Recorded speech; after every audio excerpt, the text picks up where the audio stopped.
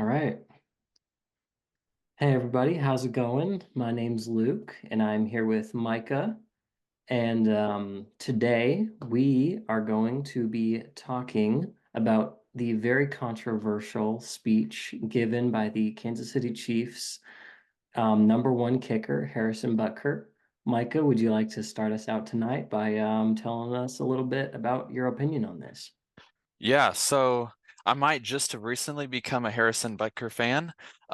He's well on my way to liking the fella. Um, so he came on. He did a speech at Benedictine College.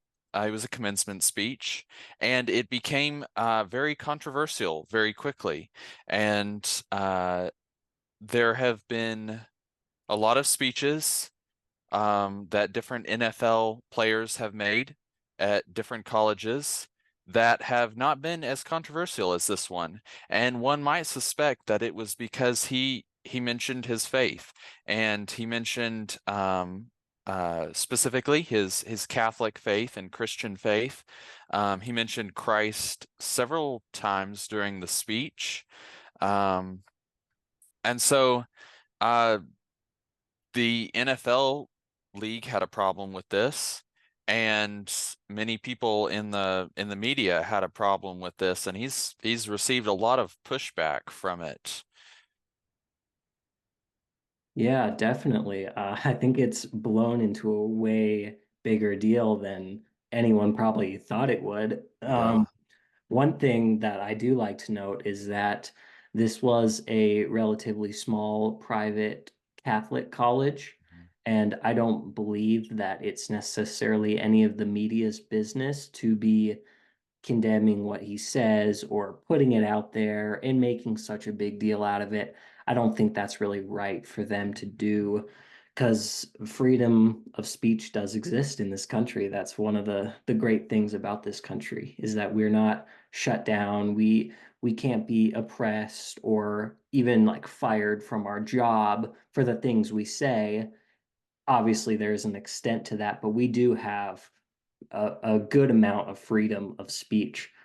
There were definitely some ups and downs about the speech. I'd like to just jump in immediately to a few of the points that he made that I actually do like. One was, as you mentioned, he mentioned his faith in God. I can always appreciate that. Another thing that I liked was I definitely agreed with some of the things that he said about motherhood. I think Mm. motherhood is the most important job that any woman could ever have. I 100% agree with that. I think that raising children is a very, very difficult job. I've seen my sisters do that, and I could not, I could not be a mother. Good thing I'm a man, because Yeah. and that's not what I was made for. But they just do an amazing job, and a shout out to all the mothers, because it is a very, very difficult job, and I think it does bring a lot of rewarding pleasure to see your children growing up and just know that that you got to be such a huge influential part of their lives. And I think that's one thing that Harrison Butker was trying to get across in this speech was how much he appreciated what they do. Is there anything else that you'd like to expand on as I say that? Yeah, I mean, he spoke very highly of his wife and even admitted that she was the one that kept him on track, praised her for being the primary educator of children, and said that yeah, that she was a fantastic person and really one of the best things that happened to him. And so why they would attack that um, is really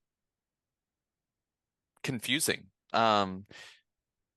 They jumped on that. The media jumped on that, and of course, labeled him as misogynist and um, sexist, and uh, said that the only thing he thought women were good for was homemaking, which is not at all what he said.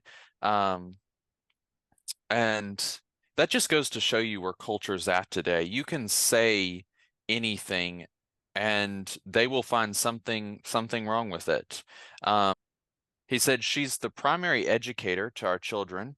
She is the one who ensures I never let football or my business become a distraction from that of a husband and father. She is the person that knows me best at my core, and it is through our marriage that, Lord willing, we will both attain salvation. Now you can kind of see his Catholic religion in that statement. He says, I say all of this to you because I have seen it firsthand how much happier someone can be when they disregard the outside noise and move closer and closer to God's will in their life. And they didn't like how he talked about it. And I would note that they don't want any picture of a woman than what they promote. Their idea of a woman is someone who stays within the career field. They don't like motherhood. They have a real problem with that idea. They very much uh, purport that as being a lesser vocation and degrade motherhood and promote women in the workplace. And there's nothing wrong with women in the workplace. And he said nothing about there being wrong with women in the workplace. In fact, he even said that that was a good place for some to be, and that's where God calls some women. But he says that his wife would be the first to say that being a mother is the best thing she ever has ever done. And so he didn't really put women in a box, really. He merely explained what has brought happiness to his wife and what has brought happiness to them, and never at all tried to say this is what a woman should do or should be. He merely explained what was what was good for his wife and good for them. Yeah, absolutely. I think that's great. And I one thing that I wanted to jump in and say is that I love that you brought up some of the things that he specifically said about his wife, because in the clip, that most of the clips that you'll find online are only a small portion of the Yes. entire video. And they take that small portion with the intent of using it so that people don't get the full picture of what he's saying. And that's one thing that I was really glad that you were going through some of those things, because most people, when they see this clip, they only see a small portion. And Yeah. I'll go through and I'll talk a little bit about that portion that we see and I'm trying to just grasp and understand why they're attacking it so much. So I'd like to just break down a few points there. One of the things was in the first part of the clip, almost instantly, and this is the clip that the media shows online for the most part, you instantly see him opening up by saying that he congratulates all of the women, but says he wants to address them specifically, and then says that most of them are probably more excited to be mothers. And that's the point where a lot of the controversy is Hmm. coming up. Because instantly it makes it sound, in a way, if you don't have the full context, as if he's saying that most women should only be mothers. The only thing is, he doesn't directly say that. Right. And this is why, this is part of the reason why the media and feminist activists are just attacking it so hard. I had a coworker the other day. She is a feminist activist, and she asked me what my opinion was on it, and I gave a rather neutral response, and she instantly opened up by just saying how white men are just so hateful towards women, and women have no freedoms, and this and this. And it just struck me so much, because I was just thinking of how this coworker who actually happens to be my boss in a high position in our company is talking about how women are oppressed and have no rights. Mm, And it just it struck me so much how who speak out against this and voice their opinions. That in and of itself is such a big indicator that times have changed so much and that there is so much freedom. And getting back a little bit more on track now with Harrison Bucker specifically, as you can see in the full clip, he is simply saying that a lot of women are probably going to become mothers. Yes, some are definitely going to have careers, but most of the satisfaction that they're going to find is in raising their children. mm. And I have to say, to change this around and switch up the roles a little bit, I can have a career in my life. Absolutely. That's awesome. But the thing that I'm most excited about in my life is someday becoming a father. So I would like Yeah, to just take a brief second to talk about that. We wouldn't see that probably shown as a negative aspect or, oh, that's degrading to men. No, right. absolutely not at all. And so I don't think when the roles are reversed, it should be any different whatsoever. And that was one of the huge things that stood out to me. So yeah. Yeah, and that is most definitely an important point because if I noticed throughout his speech, he never criticized women. He did, however, criticize men. And one of the things he said here, he said, be unapologetic in your masculinity, fighting against the culture emasculation of men. Do hard things, never settle for what is easy. You might have a talent that you don't necessarily enjoy, but if it glorifies God, maybe you should lean into that over something that you might think suits you better. He said, I speak from experience as an introvert who now finds myself as an amateur public speaker and an entrepreneur, something I never thought I'd be when I received my industrial engineering degree. So, and throughout the speech in different places, he talks about masculinity. He talks about being a man. And he even talks more personally about being a father and talking about how that is what he has found purpose in life and enjoyment in life. And that's what God has called him to. That's what God's will for his life is, and something that he says he needs to stay on track with. And so while he never criticizes women, he does challenge men, and I haven't heard them picking on that. Um, as you said, when the roles are reversed, it shouldn't be any different. Uh, but the culture is definitely leaning towards less masculinity. He said the emasculation of men. I believe that God has called us to certain roles in life.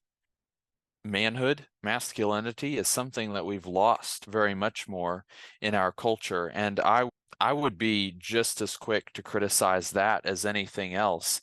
And for anybody who believes that the culture is trying to promote women, that is not really the case. They're not really promoting true womanhood. And you can't promote true womanhood if you're degrading masculinity. Those things don't work out well. I think it's important to recognize that in their culture, they will try and say that they're promoting femininity. They're against it, really. They're against the biblical mandates of biblical manhood and womanhood. Yeah, I would agree with him when he says, do hard things and never settle for what is easy. If God has something for you in life, then follow that. Don't don't go the easy way. Absolutely, I definitely agree there.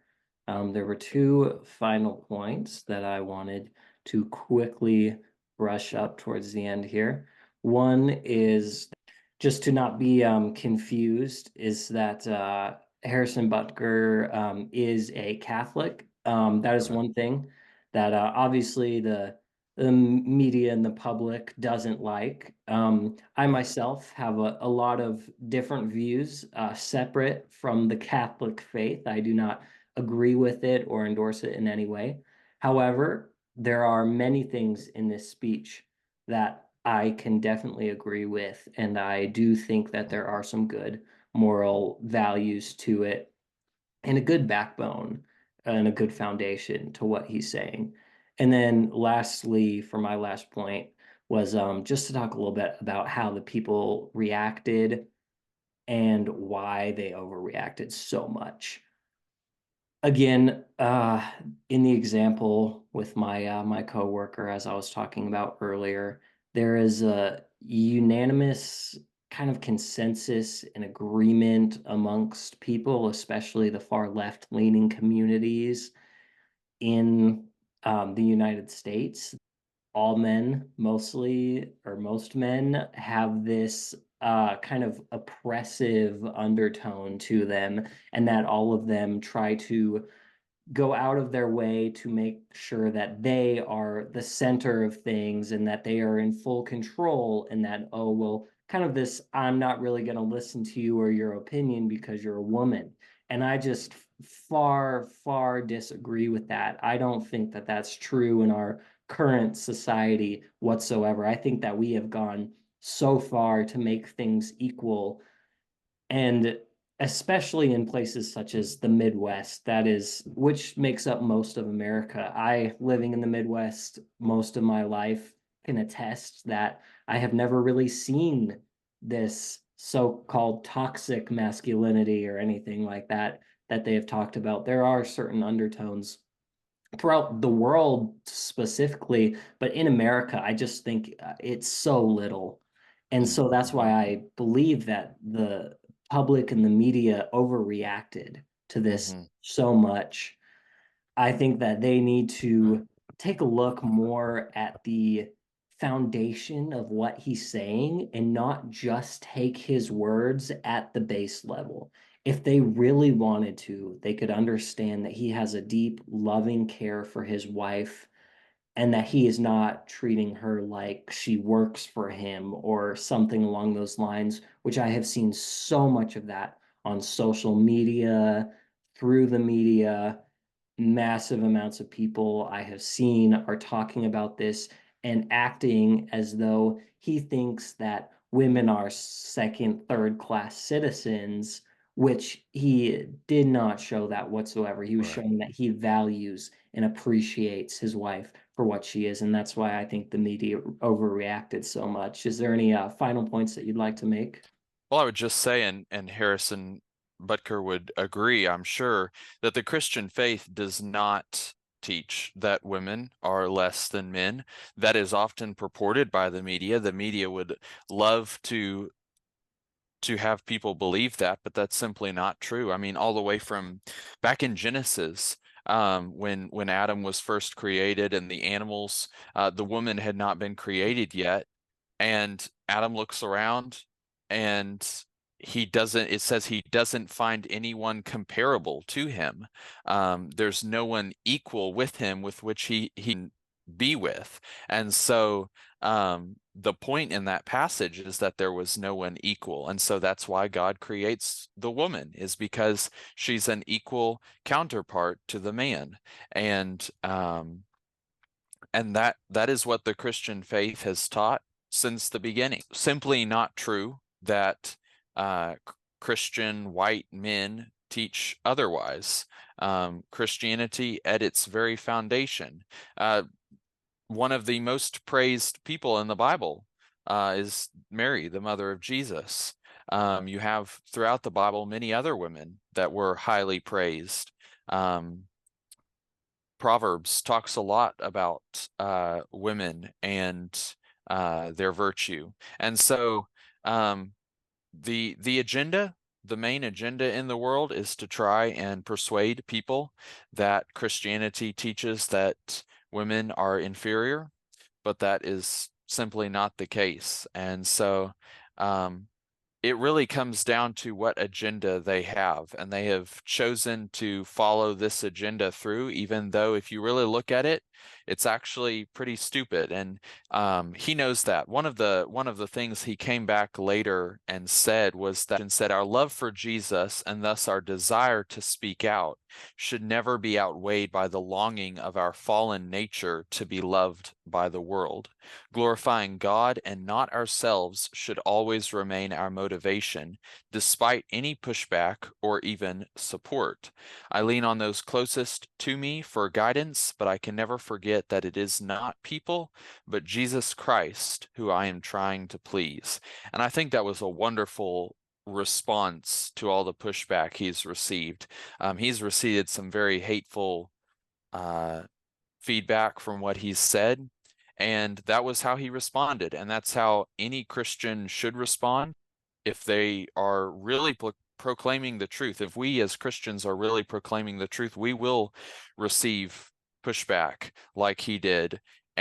And that should be our response, is that it's not out of love of man, or uh, the desire to be promoted by men, or praised by men, but that we follow Jesus Christ, and that's the reason we do what we do. So I thought his response on that was fantastic. Absolutely. We all have to remember that ultimately it's our faith in Christ that keeps us going at the end of the day. That's great.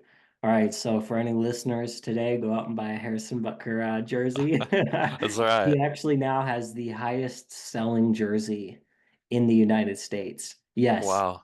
controversy, it can be a bad thing. Sometimes it can be a good thing. And Yeah. Yeah. as we're closing today, I wanted to say happy Memorial Day and remember Yes. to thank the veterans who have served, because not all of them have gotten to come home. And so Mhm. we remember them this Memorial Day weekend. My name is Luke, and this is Micah, and you have been listening to Theory Time Podcast. You have a great day.